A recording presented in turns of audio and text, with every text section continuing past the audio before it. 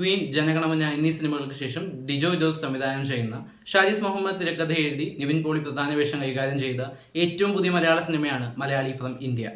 ഈ സിനിമയെക്കുറിച്ച് സംസാരിക്കുകയാണ് നമ്മൾ ഇന്ന് വന്നിട്ടുള്ളത്. സിനിമ കണ്ടിട്ട് ഇപ്പോൾ വന്ന് വീട്ടിൽ കയറിയുള്ളൂ. എന്തായാലും എനിക്ക് ഈ സിനിമ എങ്ങനെ അനുഭവപ്പെട്ടു എന്ന് സംസാരിക്കാം. സിനിമയുടെ ഏറ്റവും മികച്ച വശമായിട്ട് എനിക്ക് തോന്നിയത് നിവിൻ പോളിയാണ്. നിവിൻ പോളി എന്ന് പറഞ്ഞിട്ടുള്ള ആക്ടറുടെ ഹ്യൂമർ ടൈമിങ്ങും പെർഫോമൻസും ആളുടെ ഒരു ഗ്രേസും ചാമും ഒക്കെ ഉണ്ട്. അതൊക്കെ അടുത്ത കാലത്ത് വർഷങ്ങൾക്ക് ശേഷം കഴിഞ്ഞ് വളരെയധികം ഗംഭീരമായിട്ട് പ്രസന്റ് ചെയ്തിട്ടുള്ള ഒരു സിനിമയാണ് മലയാളി ഫ്രം ഇന്ത്യ. വർഷങ്ങൾക്ക് ശേഷത്തിൽ ഒരു ചെറിയ പോർഷനിൽ നമ്മൾ കണ്ടിട്ടുള്ള നിവിൻ പോളിയുടെ ആ ഒരു പെർഫോമൻസ് ക്വാളിറ്റി അതൊരു ഫുൾ ഫ്ലഡ്ജ് സിനിമയിൽ കിട്ടുകയാണ് മലയാളി ഫ്രം ഇന്ത്യയിൽ. ആൽപ്പറമ്പിൽ ഗോപി എന്ന് പറഞ്ഞ ചെറുപ്പക്കാരൻ്റെ ജീവിതകഥ, അല്ലെങ്കിൽ അയാളുടെ അലസമായിട്ടുള്ള ജീവിതത്തിൽ നിന്നും അയാൾ നേരിടേണ്ടി വരുന്ന പ്രശ്നങ്ങൾ, അയാളെ കൊണ്ടെത്തിക്കുന്ന കാര്യങ്ങൾ, ഇത്തരം സിനിമകളിൽ സിനിമയായി വരുന്ന നായകന്റെ തിരിച്ചറിവുകളും നന്മയും കാര്യങ്ങളും ഒക്കെ തന്നെയാണ് ഈ സിനിമയുടെ ഭാഗമായിട്ട് വരുന്നത്. പക്ഷെ അതിലേക്ക് ഏറ്റവും ഗംഭീരമായിട്ട് പ്ലേസ് ചെയ്യാവുന്ന ഒരു ആക്ടറാണ് നിവിൻ പോളി. വടക്കൻ സെൽഫിയിലെ ഉമേഷിനെയും ജേക്കബിന്റെ സ്വതകരാജ്യത്തിലെ ജെറിയെയും 1983 രമേഷിനെയും ഒക്കെ അവിടെ ഇവിടങ്ങളിലായിട്ട് ഒന്ന് മിന്നി മറിഞ്ഞ് കണ്ടുപോകുന്ന മനോഹരമായിട്ടുള്ള പെർഫോമൻസ് ആണ് പുള്ളി കാഴ്ചവെച്ചിട്ടുള്ളത്. മറ്റഭിനേതാക്കളിൽ അദ്ദേഹത്തിന്റെ കൂടെ പാകിസ്ഥാനി ക്യാരക്ടർ ഒരാൾ അഭിനയിച്ചിട്ടുണ്ട്. ആ ക്യാരക്ടർ ചെയ്തിട്ടുള്ള ആക്ടറിന്റെ പെർഫോമൻസ് ഗംഭീരമായിരുന്നു. നിവിൻ പോളിയും അയാളും കൂടിയിട്ടുള്ള കോമ്പിനേഷൻ സീനുകൾ സിനിമയുടെ സോളായിരുന്നു എന്ന് തന്നെ പറയാം.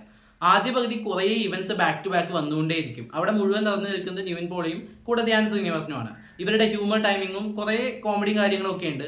എന്നാൽ ഈ കോമഡിക്ക് മേളിൽ ഈ സിനിമയുടെ ആദ്യ പകുതി ഏറ്റവും സ്ട്രോങ് ആയി നിർത്തുന്നതിന്റെ പൊളിറ്റിക്സ് ആണ്. മതവും വിശ്വാസവും മനുഷ്യന്റെ ഭയവും വിറ്റ് ജീവിക്കുന്ന രാഷ്ട്രീയ പാർട്ടികളെ ഒരു മയവും ഇല്ലാതെ വിമർശിക്കാൻ ഈ സിനിമ തയ്യാറാവുന്നുണ്ട്. ആ വിമർശനങ്ങളൊക്കെ തിയേറ്ററിൽ വലിയ കയ്യടിയോടുകൂടിയാണ് സ്വീകരിക്കപ്പെട്ടത്. പല ഡയലോഗുകളും നിങ്ങൾക്ക് സ്പോയിലർ ആവുമെന്ന് വിചാരിച്ച് മാത്രം ഞാൻ പറയാതിരിക്കുകയാണ്. അത്രയും കിഡിലിനായിട്ടുള്ള കുറേ ഡയലോഗുകൾ ഈ സിനിമയിലുണ്ട്, പ്രത്യേകിച്ച് ആദ്യ പകുതിയിൽ. പിന്നീട് അത് വളരെ വ്യത്യസ്തമായിട്ടുള്ള പ്രസന്റേഷനിലേക്ക് പോവുകയും ചെയ്തു. രണ്ടാം പകുതിയിലെത്തിയപ്പോൾ പൂർണ്ണമായിട്ടും ഹോൾഡ് ചെയ്യുന്ന നിവിൻ പോളിയാണെന്ന് തോന്നിപ്പോയി. രണ്ടാം പകുതിയും മുഴുവനായി കണ്ടു തീർക്കുമ്പോൾ ഒരു നല്ല ഫീൽ ഗുഡ് സിനിമയുടെ എക്സ്പീരിയൻസ് ആണ് സിനിമ സമ്മാനിക്കുന്നത്. നായികയായിട്ടുള്ള അനശ്വര രാജൻ വളരെ കുറച്ച് സീനുകളിൽ മാത്രമാണുള്ളത്. മഞ്ജു പിള്ളയുടെ അമ്മ കഥാപാത്രം വളരെ നന്നായിട്ട് തോന്നി. ഒരു സാധാരണ പ്രേക്ഷകനെ ഹുക്ക് ചെയ്യാനുള്ള മൊമെന്റ്സ് ഏതൊക്കെയാണെന്ന് കൃത്യമായി മനസ്സിലാക്കിയ ഡിജോയുടെ പ്രസന്റേഷന്റെ ക്വാളിറ്റി, അല്ലെങ്കിൽ അതിലേക്ക് അവർ എത്തിച്ച റൈറ്റിംഗ് ഒക്കെ എനിക്ക് പലയിടത്തും നല്ല ക്വാളിറ്റിയാണ് ഫീൽ ചെയ്തത്. നമ്മുടെ നാടും നമ്മുടെ ഭാഷയും അതിനപ്പുറത്തേക്ക് ലോകത്തെ എല്ലായിടത്തുമുള്ള സാഹോദര്യവും ഒക്കെ അതിൻ്റെയൊക്കെ ഒരു വാല്യൂ കാണിക്കുന്ന സിനിമകൾ നിങ്ങൾക്ക് കാണാൻ ഇഷ്ടമാണെങ്കിൽ തീർച്ചയായിട്ടും നിങ്ങൾ കണ്ടിരിക്കേണ്ട ഒരു സിനിമയാണ് മലയാളി ഫ്രം ഇന്ത്യ.